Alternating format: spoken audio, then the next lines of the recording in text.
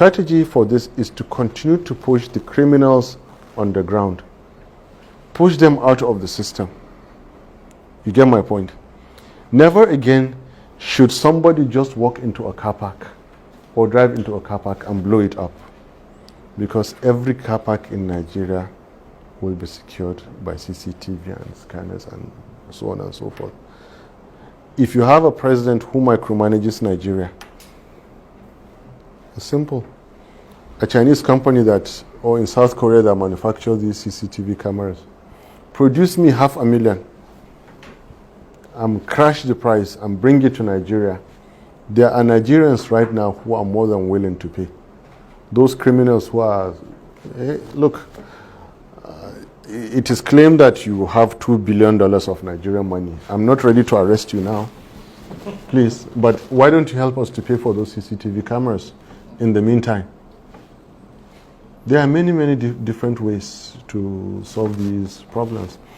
Heavy use of technology answers your question on border, and beyond that, every road, about 40,000 kilometers of roads in Nigeria. Simple. CCTV cameras can cover it. Can I just do and remember, that is going on concurrently with identifying each and every vehicle and deploying technology with our police and security services and so on and so forth. The moment everybody knows that they are being watched. Not watched to the extent that their privacy is being violated. But in the last crisis in Jos, where so many hundreds were killed, I assure you that will not have been done. That killing will not have been done if there is a database in the local DPO's office that can tell you all the men between the age of 16 and 45 that live in that area. Because if you're going to investigate, you have a data set to start working with. Where were you? Where were you? Where were you?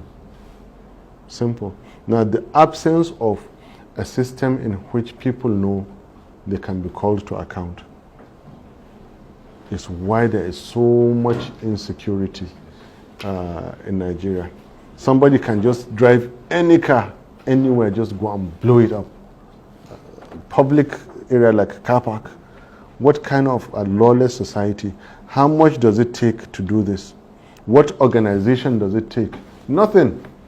You as the leader brief the Inspector General of Police, who is directly in charge of public order. Give him in writing, I want this and this to be done now, and I want results from tomorrow. That's the kind of leader that you want. Regarding same-day pay to all, that I don't know much, but you see, the way the government is going to be, cabinet is going to be configured, it's not like you know it today. When I spoke about education in 5 different levels, each of those levels will have a minister in its own right. And in finance, I think there can be a Minister of State Finance remuneration. Okay, thank you very much. We have to round up now. I think you also have to commend me that I haven't asked any question today. Basically, what I want to know is about made in Nigeria products. Yeah. We always hear people talking about importing this in, importing that out. You know, if we continue to import, how do we expect our own brains to begin to work for us? You know, so what do you want to do about encouraging Nigerians to manufacture and to make that the order of the day? Made in Nigeria products. Yes, I think that's right. The made in Nigeria products question, in fact, is a wonderful question that I should have mentioned now, but there's something I called, or I plan to call, pedigree, Presidential Economic Development Initiative for General Redirection of Economy and Empowerment. Pedigree.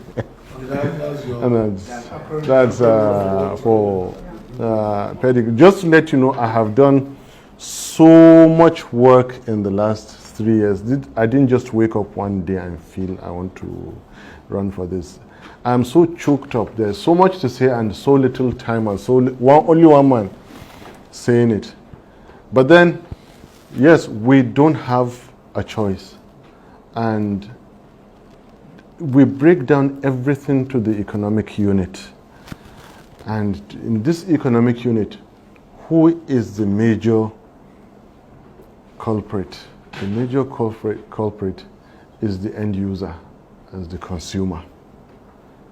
And Nigeria is like a straw basket. And the GDP of about $526 billion is like you're pouring a liquid into that basket. What happens? Because it is made of straw, it flows away. What we have to do is to tighten this basket made of straw, tighten it so well that it becomes like plastic. Made in Nigeria goods will do that. What happens now? Our national revenue is a small reflection of our GDP. The national revenue is what we expend in the name of budget. What happens? After the oil companies, the the sharing formula, construction companies, because we're a developing country, heavily reliant on infrastructure, construction companies that are foreign take theirs. Airlines, because we rely so much on traveling and all that, take theirs. These are monies that leave the shores of Nigeria. Come to the private sector. Medical tourism, educational tourism, and then tourism itself for holidays and everything. By the time you finish those, what is retained in that basket is hardly anything left. So there is no capital that is forming in Nigeria. Now, when I said start weaving that basket stronger, that it becomes like plastic that it can retain, we have to go into specifics, which brings us back to when I said you need a president that will micromanage Nigeria. Better put, you need a presidential team that will micromanage Nigeria. Every sector, every industry in every sector come down to the level of major companies, for example. From my friend who is talking about housing. And housing is so fundamental, that's why I said the housing for security.